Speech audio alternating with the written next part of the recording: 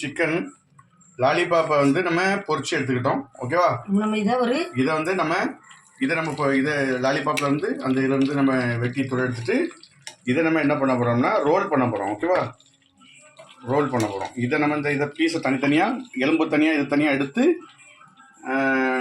நம்ம இது மைதா மாவை நம்ம பிணைஞ்சி வச்சுக்கோம். அதில் புரோட்டா மாதிரி செஞ்சு அதில் அது வெங்காயம், குடமிளகா, இந்த தக்காளி எல்லாம் போட்டு அதை நல்லா வசக்கி அதில் நம்ம பண்ண போகிறோம். எப்படி பண்ணுங்கன்னு பார்த்து பாருங்கள். ஓகே, இனிமேல் நம்ம எண்ணெயை ஊற்றிக்கிட்டோம்.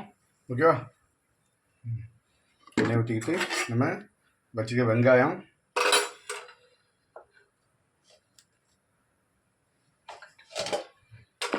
வெங்காயம், தக்காளி, குடமிளகா இதெல்லாம் வெட்டி வச்சுக்கோம். அதெல்லாம் நம்ம போட்டு அதில் வசக்க போகிறோம்.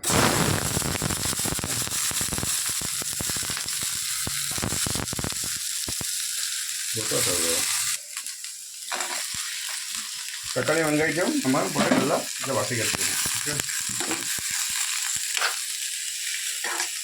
நல்லா வசக்கிட்டு அதே பிறகு நம்ம சிக்கனை நீக்கி வச்சுக்கோம்னா சிக்கனை பொரிச்சு எடுத்துக்க பாருங்க.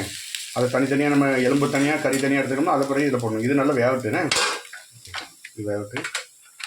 அதனால நம்ம அதுக்கு அந்த இதுக்காக நம்ம இது பண்ண போகிறோம், சட்னி பண்ண போகிறோம், சாஸ் மாதிரி. ஓகேவா?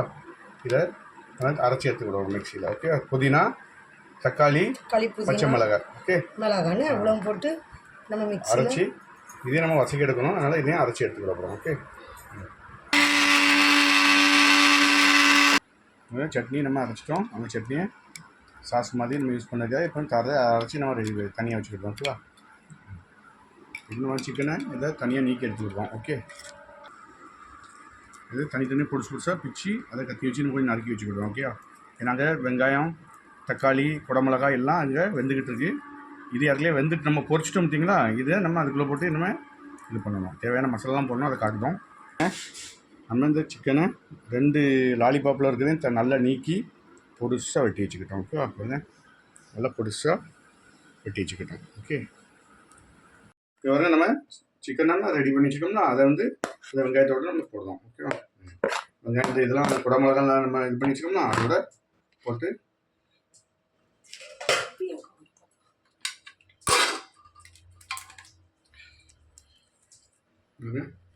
இது கொஞ்சம் பொடி, மசாலா பொடி, கரம் மசாலா, மல்லி மசாலா, வேறு சின்ன மல்லி, பெரிய மல்லி, உப்பு, தேவையான அளவு சால்ட்டு, இது நல்ல மிளகு பொடி, இது மிக்ஸ் மசாலா, எல்லாம் மிக்ஸ் மசாலா, கரம் மசாலா எல்லாமே எல்லாம் மிக்ஸ், மிளகா, மஞ்சள் தான் மிக்ஸ் மசாலா. ஓகே, அதை நம்ம இது பண்ணிக்கிட்டோம், மிக்ஸ் பண்ணிக்கிட்டோம். அது நல்லா அந்த அதே இதாகும். ஓகேவா? நம்ம மைதா மாவில் இது பண்ணிட்டோம்.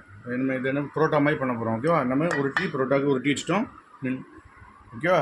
இதை நம்ம போட போகிறோம். ஓகே, தோசைகள் சூடாகிட்டு வெளில லேசாக அமுல் பட்டு போட போகிறோம். ஓகேவா? அமுல் பட்டு போட்டு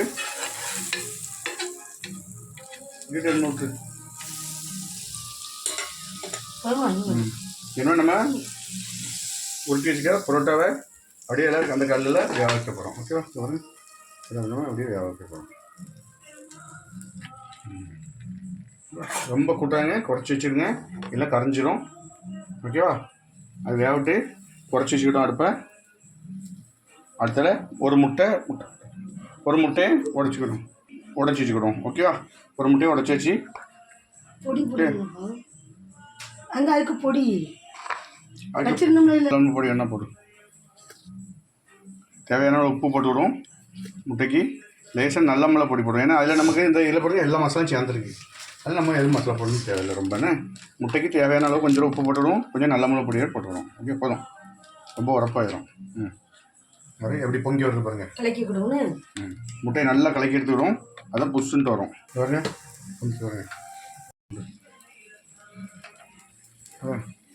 இருக்குது பாருங்க. புரோட்டாவில் மேலே ஒரு முட்டையை இது பண்ணி கொஞ்சம் லைட்டாக முட்டையில் உப்பு போட்டு நல்ல மிளகு பொடி போட்டு அதுக்கு மேலே அந்த புரோட்டா நல்லா வெந்தோம்னா அதுக்கு மேலே இந்த மாதிரி இதை வேக வைக்கும். வெந்துக்கிறேன் அப்படியே மாற்றி போடுங்க. மாற்றி போட்டோம், வேக வைக்கிறேன்.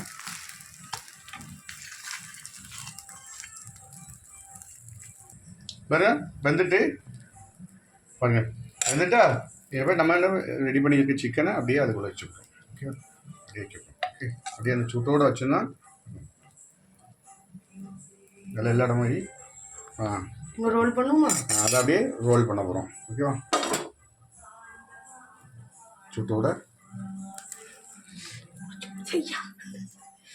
அந்த இது வச்சுக்க என்னங்க ஒரு தட்டில் வச்சுன்னு விடுங்க. ஓகே அதை அப்படியே நம்ம விட்டுருவோம். ஓகே இந்த ரோல் ரெடி ரோல் ரெடி அப்படியே ஒரு பிளேட்டில் தூக்கிச்சிரு.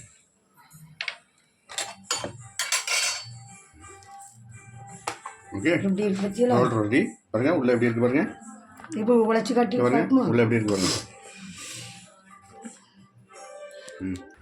பாருங்க இது ரெடியாக இருக்கா ரெடி பாருங்க சூப்பராக பண்ணியாச்சு. இதை அப்படியே ரோலாக சுத்தம் பண்ணுறேன். ஓகே சுத்தம் பண்ணுறோம் முடிஞ்சா ரோல் ரெடி. இதையும் அப்படியே இந்த புரோட்டாக்கும் முட்டைக்கும்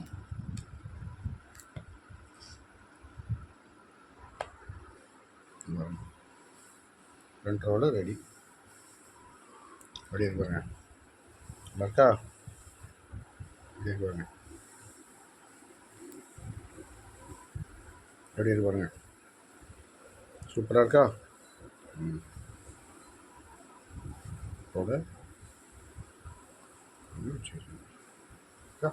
புரோட்டா ரோல் ரெடி.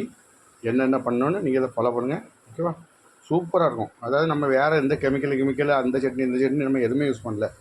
அப்புறம் நேச்சுராக பண்ணியிருக்கோம். ஓகேவா இதேமாதிரி நீங்கள் பண்ணி குழந்தைகள் ஊற்றா சாப்பிடலாம். எந்த நோய் வராது எது வராது. உடம்புக்கு நல்லது. பெரிய கண்ட ஹோட்டலில் கொடுத்து போய் வாங்கி கொடுக்குறதோட இது ரொம்ப பெட்டராக இருக்கும்.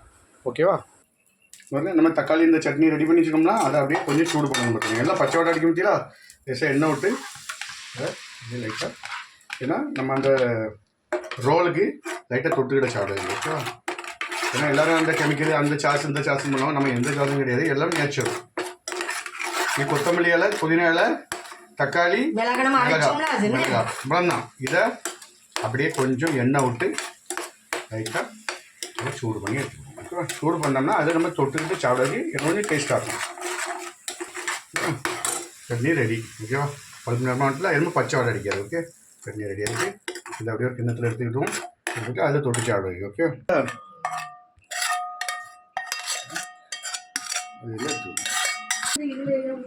இது பாருங்க ரெடி. ஓகேவா இந்த மாதிரி சட்னி ரெடி ரோல் ரெடி எல்லாம் ரெடி. இதே மாதிரி நீங்களும் பண்ணி சாப்பிடுங்க. ஓகேவா சட்னி உங்களுக்கு தேவையில்லைன்னா அப்படியே சாப்பிடலாம். அப்படியே சாப்பிட்டா ரொம்ப டேஸ்ட்டாக இருக்கும். நாங்கள் ஒரு சட்னி பண்ணணுன்ட்டு சிலவங்க சாஸு அது இதுன்னு பண்ணுவாங்களா இது வெளியே வாங்குவாங்க. நம்ம எல்லாமே நம்மளே பண்ணியிருக்கோம். ஓகே